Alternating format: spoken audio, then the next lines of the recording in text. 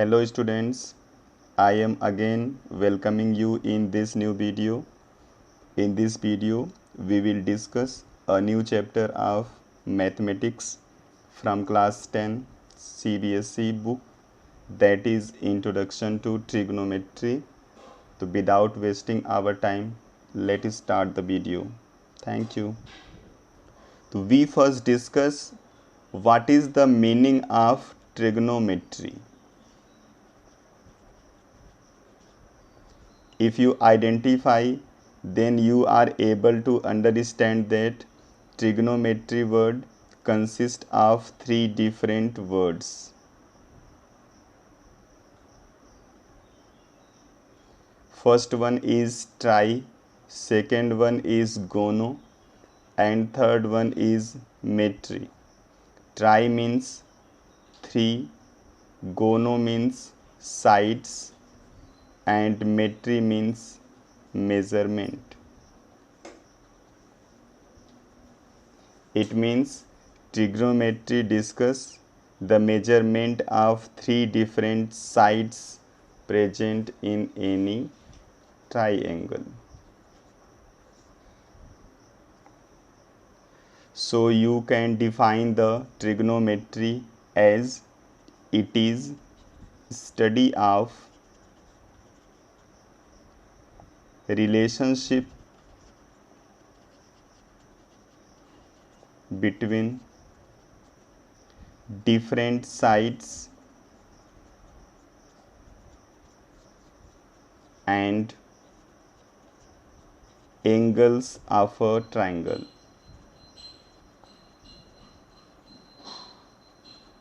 It's clear? In trigonometry, all the relationship of sides and angles are considered in a right angle triangle. Means one of the angle in triangle must be 90 degree and other two angles is sum of 90, so these two angles are acute angle.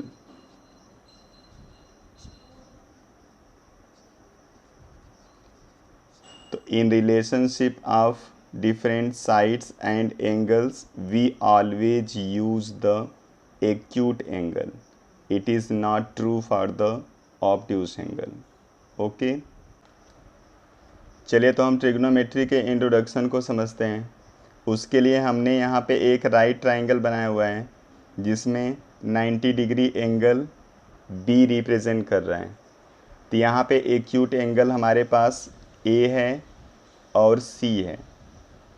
तो आपको पता है कि आप trigonometric ratio में sides को use करते हो along with the acute angle.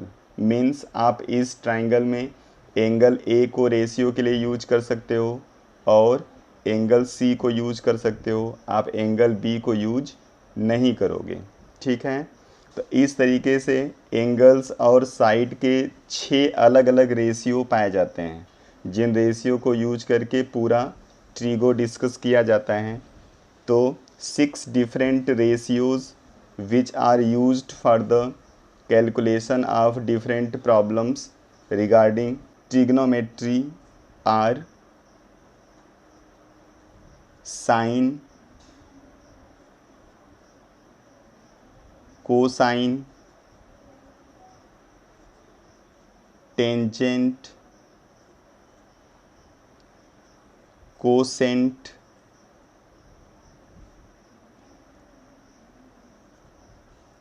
Secant and cotangent. ठीक है, तो ये रेशियो के फुल नाम लिखे गए हैं। इनको शॉर्ट में हम लिखते हैं sin, cos, tan, cosec, sec and cot. तो ये 6 ट्रिग्नोमेट्रिक रेशियो हैं। तो इन ट्रिग्नोमेट्रिक रेशियो का रिलेशन यहाँ पे साइड्स के साथ होता है। तो जो साइड्स के साथ इनका रिलेशन है उसको शॉर्ट फॉर्म में याद करने के लिए लोग बहुत सारा अलग अलग तरीका यूज करते हैं और वो रेशियो आपको याद होना बहुत ज़रूरी है, अदरवाइज़ आप यहाँ पे रेशियो कुछ बता नहीं पाओगे। इसलिए जो शॉर्ट फॉर्म उसका है वो है PBP एंड HHB, जिसमें फर्स्ट वन है साइन के लिए, दूसरा वाला है कॉस के लिए, तीसरा वाला है टेन के लिए, और बाकी जो तीन हैं वो नीचे से होंगे ऊपर की तरफ। ये होगा कोसेक के लिए, ये होगा सेक के लिए, और ये होगा कॉट के लिए। तो इसको याद रखने का तरीका आपको पता होना चाहिए, तो आप किसी तरीके से याद कर सकते हो। वैसे जो टीचर्स बताते हैं उसमें एक बोलते हैं ये P फॉर पाकिस्तान, ये भूखा, B प्यासा, P, और नीचे हो जाएगा हिंदुस्तान, H, हरा एंड भरा, मीन्स पाकिस्तान भूखा प्यासा, हिंदुस्तान हरा भरा। आप ऐसे इसको याद रख सकते हो। या दूसरा बोलते हैं पंडित बद्री प्रसाद, और इसको बोलते हैं हर हर बोले, तो आप इसको ऐसे भी याद रख सकते हो। अगर मॉडर्न एज में आप इसको याद रखने का सीखोगे तरीका, तो आप इसको पढ़ सकते हो पापा बियर पियोगे, हाँ हाँ बेटा। ठीक है, आपको ऐसे भी याद रह सकता है, क्योंकि आप मॉडर्न लाइफ में पापा बेटे में कोई फ़र्क नहीं है, सब एक साथ बैठ के मज़े करते हैं। तो क्या रहेगा, पापा बियर पियोगे, हाँ हाँ बेटा। ठीक है, तो इसी से आपको रेशियो मिलेगा। अब यहाँ पे परपेंडिकुलर बेस और हाइपोटेनस क्या होगा, सबसे पहले आप उसको समझ लीजिए।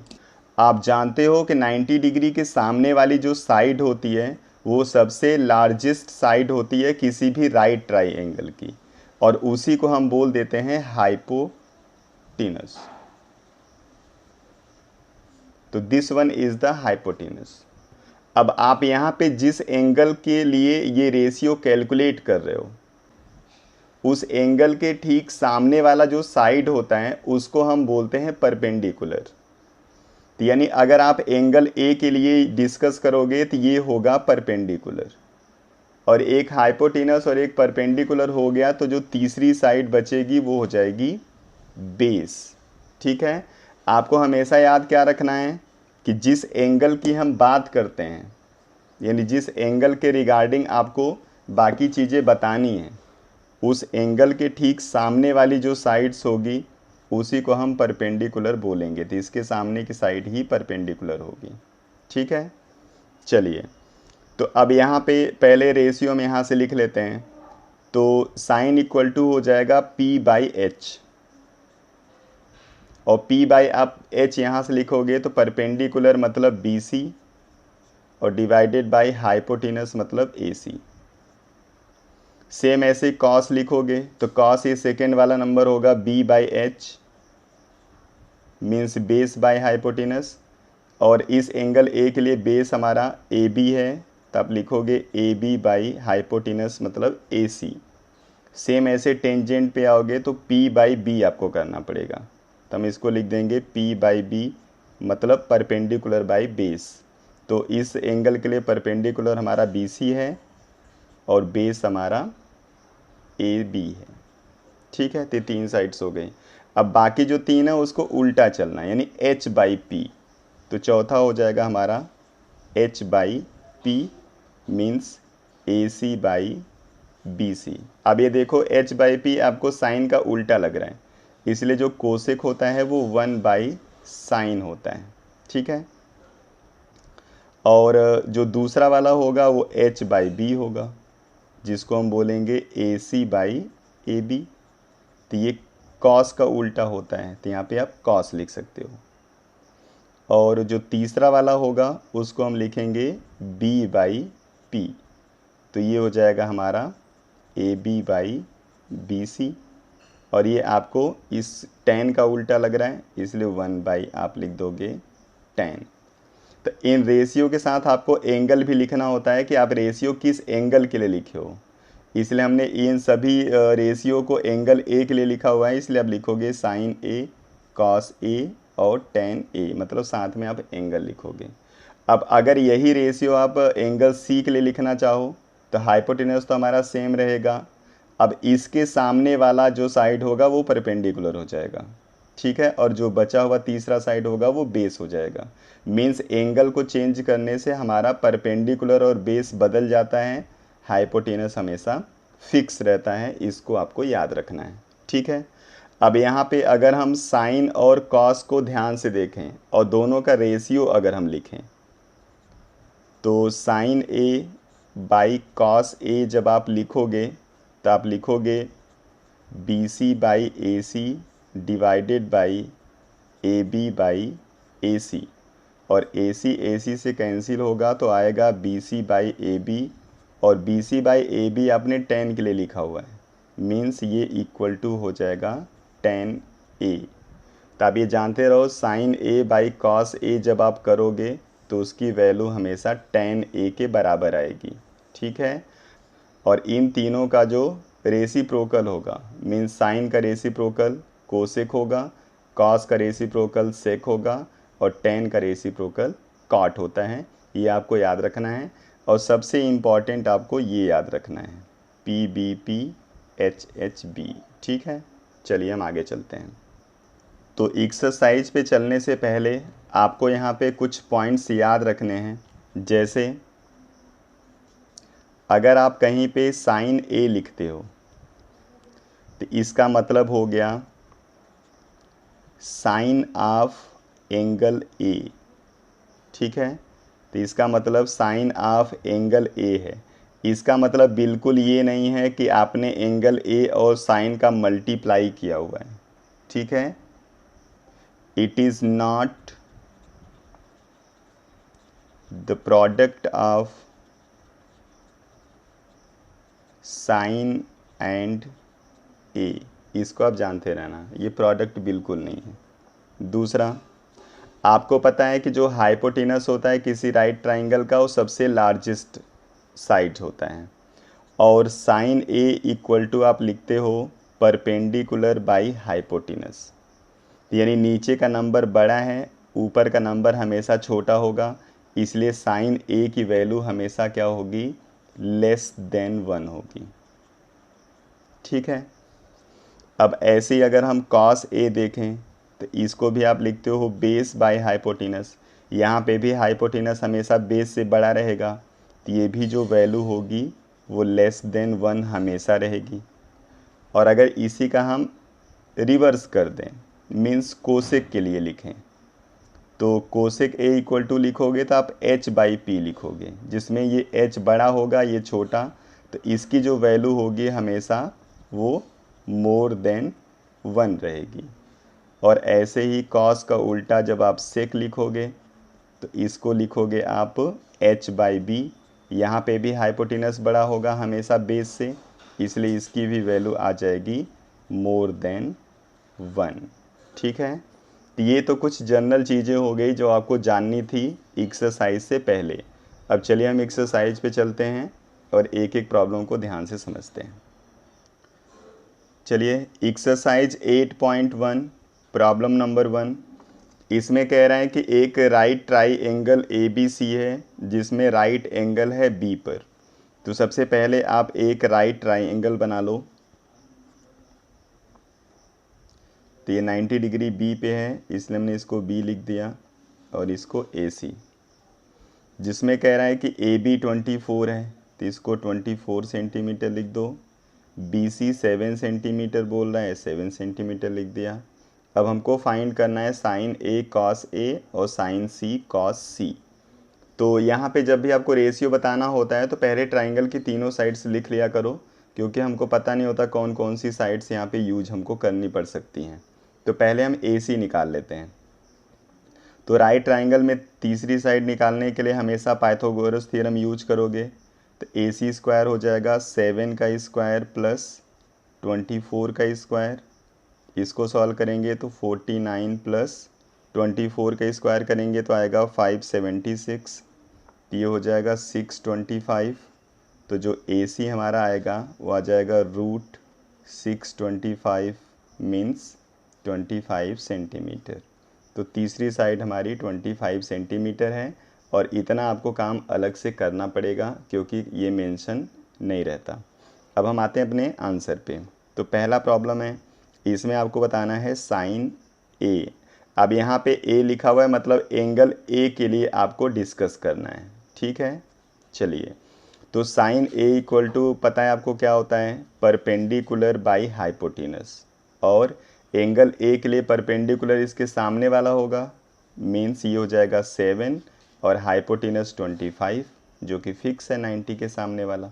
ये हो गया आंसर। सेम ऐसे ही कॉस ए लिखेंगे, तो कॉस ए इक्वल टू हो जाएगा इसी एंगल के लिए, तो कॉस तो हमारा होता है बेस बाई हाइपोटेनस, और इसी एंगल के लिए जो बेस होगा ये परपेंडिकुलर है तो ये बेस होगा, तो हम लिखेंगे 24/25। तो ये पहला प्रॉब्लम हो गया। अब हम आते हैं सेकेंड प्रॉब्लम पे। और आप लोगों को अगर प्रॉब्लम समझ में आने लगता है और आप चाहते हो कि आप पहले सॉल्व कर लो, तो वीडियो को पॉज करके आप पहले प्रॉब्लम सॉल्व कर लिया करो, फिर आंसर यहाँ से आप चेक कर लेना, ठीक है। तो दूसरे में सबसे पहले आपको बताना है साइन सी। साइन सी का मतलब अब ये डिस्कशन हो रहा है एंगल सी के लिए, ठीक है। और एंगल सी हमारा यहाँ पे है, तो इस एंगल के लिए जो हमारा परपेंडिकुलर होगा अब ये सामने वाला होगा, मीन्स बी ए। तो साइन सी इक्वल टू लिखोगे perpendicular by hypotenuse, perpendicular 24 hypotenuse 25।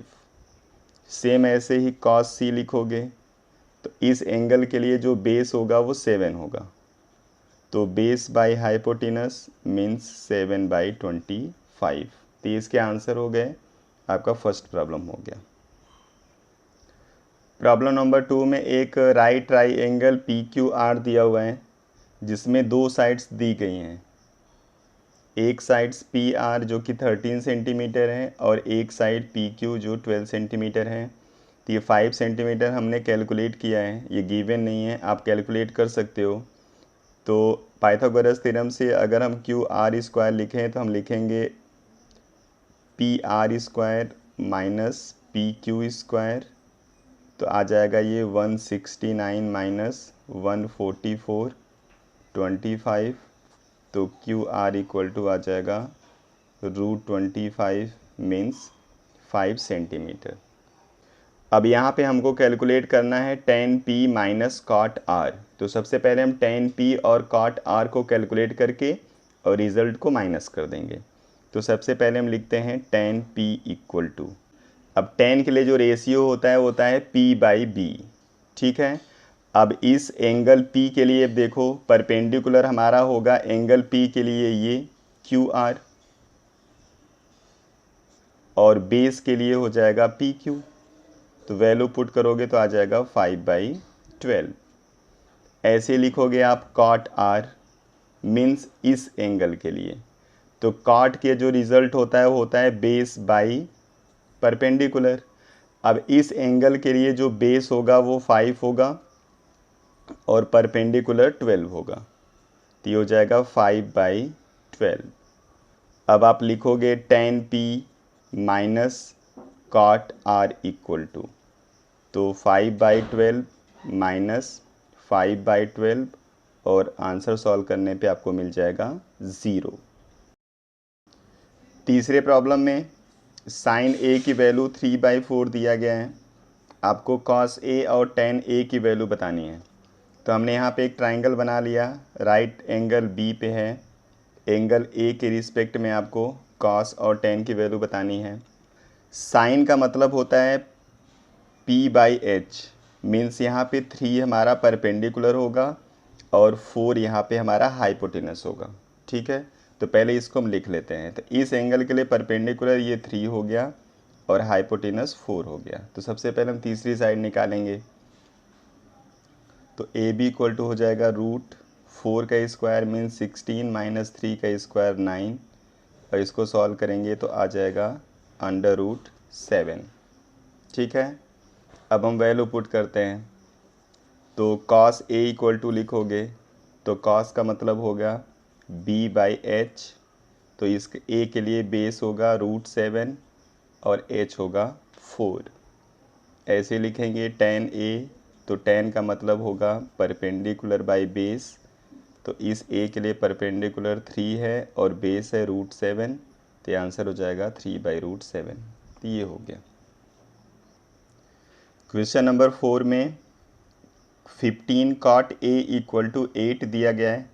आपको साइन ए और सेक ए बताना है। तो इसके लिए हमने सबसे पहले एक ट्राइंगल बना लिया और एंगल ए की वैल्यू दी गई है, इसलिए ए को हम कभी भी 90 डिग्री यूज नहीं कर सकते, इसलिए हमने 90 डिग्री बना दिया है बी पर। ठीक है, अब इस ए के रिस्पेक्ट में हमको ये रेशियो बताने हैं। तो सबसे पहले हम देख लेते हैं इस रिलेशन को हम क्या लिख सकते हैं। तो अगर यहाँ से आपको cot A लिखना हो तो आप लिखोगे 8/15 और cot का जो रेशियो होता है वो होता है B/P। मीन्स इसमें 8 हमारा बेस है और 15 P है। तो इस एंगल के लिए बेस ये होगा जिसको हमने लिख दिया 8 सेंटीमीटर और इसके लिए जो परपेंडिकुलर है उसको लिख दिया 15 सेंटीमीटर। तो इससे आप निकाल सकते हो सबसे पहले AC की वैल्यू। तो AC = हो जाएगा √15 का स्क्वायर मीन्स 225 और 8 का स्क्वायर मीन्स 64। इसको सॉल्व करोगे तो आपको मिल जाएगा 289, जिसका रिज़ल्ट होता है 17। तो जो यहाँ पे हाइपोटेनस होगा वो होगा 17 सेंटीमीटर। अब रिलेशन आप निकाल लो जो निकालना है। तो साइन A = रेशियो होता है परपेंडिकुलर बाय हाइपोटेनस। ए के लिए परपेंडिकुलर 15, हाइपोटेनस 17। सेम ऐसे सेक ए, तो सेक कॉस का उल्टा होता है और ये होगा हाइपोटेनस बाय बेस और हाइपोटेनस हो गया 17 और बेस हो गया 8। तो एक आंसर 15/17 और एक आंसर 17/8। चलिए नेक्स्ट प्रॉब्लम पे। इस प्रॉब्लम में सेक थीटा = 13/12 दिया गया है और सेक के अलावा बाकी जो रेशियोज़ हैं वो आपको बताने हैं। तो sec theta = 13/12, this one is given and you know that sec theta = h/b होता है।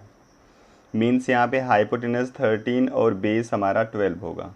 तो पहले हम एक राइट ट्राइंगल बना लेते हैं जिसमें थीटा हम इस एंगल को लिख रहे हैं।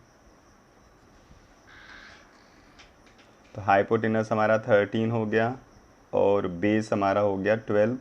पहले हम परपेंडिकुलर फाइंड करेंगे। तो AB = यहाँ से आप निकालोगे तो लिखोगे √13 का स्क्वायर मीन्स 169, 12 का स्क्वायर मीन्स 144। सॉल्व करने पे आ जाएगा 5 सेंटीमीटर। यहाँ पे हम 5 लिख देंगे। ठीक है, अब आपको जितने रेशियो बताने हैं उस सभी रेशियो को आप निकाल लो यहाँ पे। तो साइन थीटा = लिखोगे P/h मीन्स 5/13। दूसरा कॉस थीटा = B/h = 12/13। उसके बाद टेन थीटा = लिखोगे P/b = 5/12। अब कोसेक थीटा आपको लिखना है तो आप लिखोगे साइन का उल्टा मीन्स h/p 13/5। सेक आपको दिया ही गया है। अब कॉट थीटा लिखेंगे तो कॉट थीटा टेन का उल्टा है, इसलिए इसको लिखोगे B/p = 12/5। तो आपका रेशियो हो गया। ठीक है, चलिए नेक्स्ट प्रॉब्लम पे। इस प्रॉब्लम में एंगल ए और एंगल बी एक्यूट एंगल बोल रखा है। मीन्स राइट ट्राई एंगल में 90 के अलावा बाकी जो दो एंगल्स होंगे उनको एक्यूट आपको लिखना है। जो ए और बी होंगे मीन्स 90 डिग्री होगा सी पर। ठीक है, अब यहाँ पे कह रहा है कि अगर कॉस ए और कॉस बी की वैल्यू बराबर है तो अब शो करो एंगल ए = एंगल बी। तो अगर हम यहाँ से कॉस ए लिखें तो कॉस मतलब होता है B/h और ए के लिए B/h लिखेंगे तो h तो हमारा होगा AB और बेस होगा AC, तो लिखेंगे AC/AB। सेम ऐसे कॉस B लिखेंगे तो B/h। अब कॉस B एंगल के लिए जो बेस होगा हमारा CB होगा। और हाइपोटेनस तो सेम ए बी ही रहेगा। अब इन दोनों को बराबर बोल रखा है इसलिए हम इनको बराबर कर देते हैं। तो A C by A B equal to C B by A B हम कर देंगे। तो ए बी से कैंसिल हो जाएगा, तो आपको मिल जाएगा ए सी इक्वल टू सी बी। ठीक है। अब किसी भी ट्राइंगल के अंदर अगर दो साइड्स बराबर होते हैं तो उसके अपोजिट जो एंगल्स होते हैं वो भी इक्वल होते हैं। तो ए सी के opposite angle B and C B के अपोजिट एंगल ए बराबर होगा, इसलिए आप लिख सकते हो angle A equal to angle B. ये आपका प्रूफ हो गया। ठीक है। चलिए नेक्स्ट प्रॉब्लम। इस प्रॉब्लम में कॉट थीटा की वैल्यू 7/8 दिया है और आपको कैलकुलेट करना है इन दोनों रिजल्ट्स को। तो चलिए, आपको पता है कॉट थीटा इक्वल टू 7/8 होगा और साइड्स के रेशियो से देखोगे तो कॉट थीटा इक्वल टू आपको मिलता है b/p। मीन्स यहाँ पे बेस 7 है और परपेंडिकुलर 8। तो सबसे पहले हम ट्राइंगल बना लेते हैं। थीटा हमने इस एंगल को लिखा हुआ है, इसलिए इसके सामने परपेंडिकुलर होगा जो कि 8 है और बेस है ये जो कि 7 है। सबसे पहले हम यहाँ पे हाइपोटेनस निकालेंगे। तो ए सी इक्वल टू आ जाएगा √8 का स्क्वायर मीन्स 64, 7 का स्क्वायर मीन्स 49। सॉल्व करेंगे तो आ जाएगा √113। ठीक है। तो ये रिज़ल्ट हो गया 113। अब चलिए, यहाँ पे यूज होने वाला है साइन थीटा और कॉस थीटा। सबसे पहले हम साइन थीटा और कॉस थीटा निकाल लेते हैं। तो साइन थीटा इक्वल टू आप लिखोगे p/h perpendicular 8 hypotenuse √113। Cos theta equal to लिखोगे b/h मीन्स 7/√113। अब चलिए वैल्यू पुट करते हैं। तो आप डायरेक्ट ये वैल्यू इसमें पुट कर सकते हो और इसको आप पहले सिंप्लीफाई भी कर सकते हो। ठीक है। तो हम पहले सिंप्लीफाई इसको कर लेते हैं। तो यहाँ पे a + b a - b दो ब्रैकेट में दिख रहे हैं, मतलब ये a² - b² की आइडेंटिटी लगा हुआ है यहाँ पे। तब लिख सकते हो यहाँ पे 1 - साइन स्क्वायर थीटा, नीचे वाला ऐसे ही हो जाएगा 1 - cos square theta. Value put करेंगे तो आ जाएगा 1 - 8/√113 का होल स्क्वायर और नीचे हो जाएगा 1 - 7/√113 का होल स्क्वायर। इसको सॉल्व कर देते हैं। तो 1 - 64/113 डिवाइडेड बाई 1 - 49/113। इसका एलसीएम लेंगे तो 113 - 64 हो जाएगा और ये 113 - 49 हो जाएगा। तो इसको सॉल्व करेंगे तो ये माइनस करने पे आएगा 49 और ये माइनस करने पे आएगा 64, इसलिए इसका आंसर हो जाएगा 49/64। ठीक है। सेम ऐसे ही इस वाले को सॉल्व कर लेते हैं।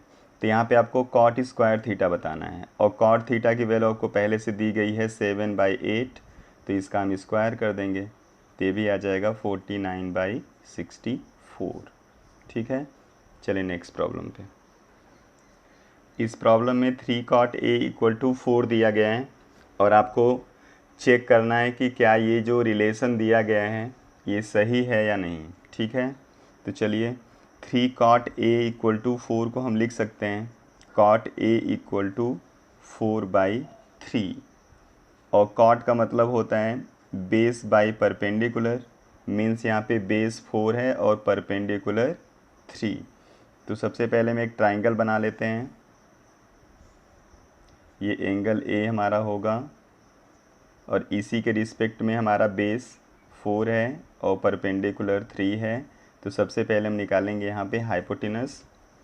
तो AC = आ जाएगा √9 + 16 means √25 means 5 centimetre.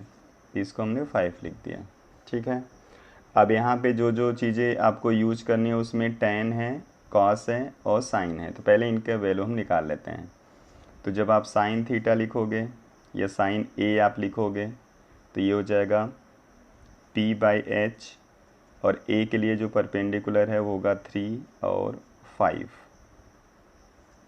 Cos theta means cos A लिखोगे तो आपको लिखना पड़ेगा b/h, तो ये हो जाएगा 4/5। और आपको टेन थीटा चाहिए तो टेन ए आपका कॉट का उल्टा होगा, तब इसको लिखोगे p/b मीन्स 3/4। अब इन सभी वैल्यू को यहाँ पे हम पुट करेंगे, ठीक है। तो 1 माइनस टेन स्क्वायर है मीन्स 3/4 का स्क्वायर डिवाइडेड बाई 1 प्लस 3/4 का square equal to cos square theta means 4/5 का स्क्वायर माइनस 3/5 का स्क्वायर। इसी रिज़ल्ट को सॉल्व करना है। तो ये हो जाएगा 1 minus 9/16 divided by 1 plus 9/16 equal to 16/25 minus 9/25।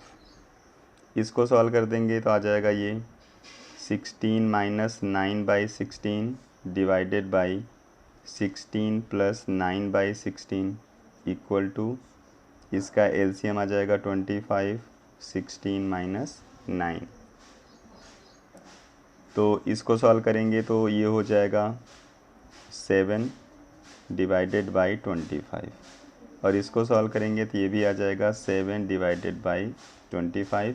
तो दोनों रिज़ल्ट बराबर हैं, मीन्स जो गिवन रिलेशन है एबव वो रिलेशन बिल्कुल सही है, ठीक है। इस प्रॉब्लम में tan a की वैल्यू दिया गया है और ये नीचे के दो रिलेशंस आपको इवैल्यूएट करने हैं। तो सबसे पहले हमने ट्राइंगल बना लिया,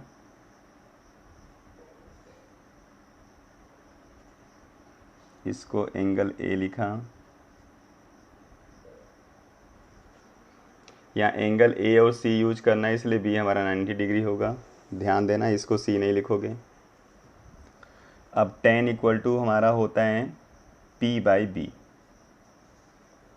मीन्स यहाँ पे 1 परपेंडिकुलर है और √3 हमारा बेस है, तो यानी हमको पहले हाइपोटेनस निकालना पड़ेगा। AC इक्वल टू लिखेंगे √1 का स्क्वायर और √3 का स्क्वायर, तो ये रिज़ल्ट आ जाएगा 2, मीन्स AC की वैल्यू है 2। अब यहाँ पे जो जो आपके रेशियो यूज हो रहे हैं पहले उनकी वैल्यू निकाल लेते हैं। तो जब आप साइन A लिखोगे तो p/h होगा मीन्स 1/2। कॉस A लिखोगे तो b/h होगा मीन्स √3/2। साइन C लिखोगे तो इस एंगल के लिए परपेंडिकुलर ये हो जाएगा √3/2, और कॉस C लिखोगे तो ये हो जाएगा 1/2। तो यहाँ से आपको कुछ ट्रिक मिल रहा होगा, ठीक है। जो साइन A होता है वो कॉस C होता है, और जो कॉस A होता है वो साइन C होता है। मीन्स कॉस और साइन एक दूसरे के वैल्यू को इंटरचेंज करते हैं जब आप एंगल बदल देते हो, ठीक है। इसको आप याद रखना, आप डायरेक्ट लिख सकते हो, ठीक है। चलिए हम पहली वैल्यू निकालते हैं। Cos A means 1/2 multiply 1/2 plus √3/2 into √3/2। Solve करेंगे तो 1/4 प्लस 3/4 आएगा, मीन्स 4/4 इक्वल टू 1। सेकेंड वाला √3/2 मल्टीप्लाई 1/2 माइनस 1/2 मल्टीप्लाई √3/2। इसको सॉल्व करेंगे तो √3/4 माइनस √3/4 हो जाएगा, मीन्स आंसर आपको मिल जाएगा 0, ठीक है। चलिए नेक्स्ट प्रॉब्लम। इस प्रॉब्लम में ट्राई एंगल PQR है जिसमें राइट एंगल है Q पे। तो हमने सबसे पहले ट्राइंगल बना लिया QPR। अब इसमें PQ 5 सेंटीमीटर है और इन दोनों का सम दिया गया है, तो पहले इन दोनों को अलग अलग आपको फाइंड आउट करना पड़ेगा, ठीक है। अब यहाँ से अगर हम क्यू आर इक्वल टू लिखना चाहें तो क्या लिखेंगे, 25 माइनस पी आर, ठीक है। अब पाइथागोरस थ्योरम अगर हम यहाँ पे लगाएं तो P R square equal to लिखोगे R Q square plus P Q square, जहाँ पे आर क्यू की वैल्यू हम यहाँ से पुट करेंगे तो हो जाएगा 25 माइनस पी आर का स्क्वायर प्लस 5 का स्क्वायर। इसको सॉल्व करने पे आएगा 625 plus P R square minus 50 P R plus 25 और यहाँ पे आएगा पी आर स्क्वायर, तो ये पी आर स्क्वायर इससे कैंसिल हो जाएगा और इसको सॉल्व करेंगे तो आएगा 50 पी आर इक्वल टू 650, तो पी आर इक्वल टू आ जाएगा यहाँ से 13, ठीक है। अब पी आर अगर यहाँ पे हम 13 यूज करें तो क्यू आर इक्वल टू हमको मिल जाएगा 12 सेंटीमीटर, तो क्यू आर हमारा 12 है और पी आर 13 है, ठीक है। वैल्यू पुट कर लो तो साइन पी इक्वल टू होता है P by H, P means 12 by 13, ठीक है। कॉस पी लिखोगे तो बी बाई एच, बेस है 5, एच है 13 और टेन पी लिखोगे परपेंडिकुलर बाई बेस 12 बाई 5, ये आंसर हो गया, ठीक है।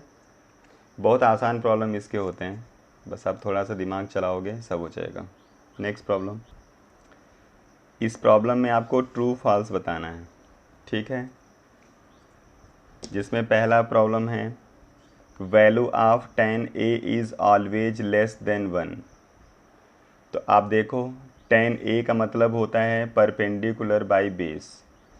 अब ऑलवेज लेस देन 1 का मतलब है कि p हमेशा छोटा रहेगा और b हमेशा बड़ा रहेगा। तो ऐसा तो पॉसिबल है नहीं कि किसी भी ट्राइंगल में परपेंडिकुलर हमेशा छोटा होता रहे और बेस हमेशा बड़ा होता रहे। इसमें से कोई भी बड़ा और कोई भी छोटा हो सकता है, इसलिए इसकी वैल्यू हमेशा लेस देन 1 नहीं होगी, इसलिए जो ये स्टेटमेंट है वो फॉल्स है। दूसरा, सेक ए इक्वल टू कह रहा है कि क्या किसी भी एंगल ए के लिए 12/5 हो सकता है। तो सेक का जो रिलेशन है वो है हाइपोटेनस बाई बेस, और आपको पता है हाइपोटेनस सबसे बड़ी साइड होती है और इसलिए बड़ा बाई छोटा ये हो सकता है, इसलिए इसको लिखेंगे ट्रू।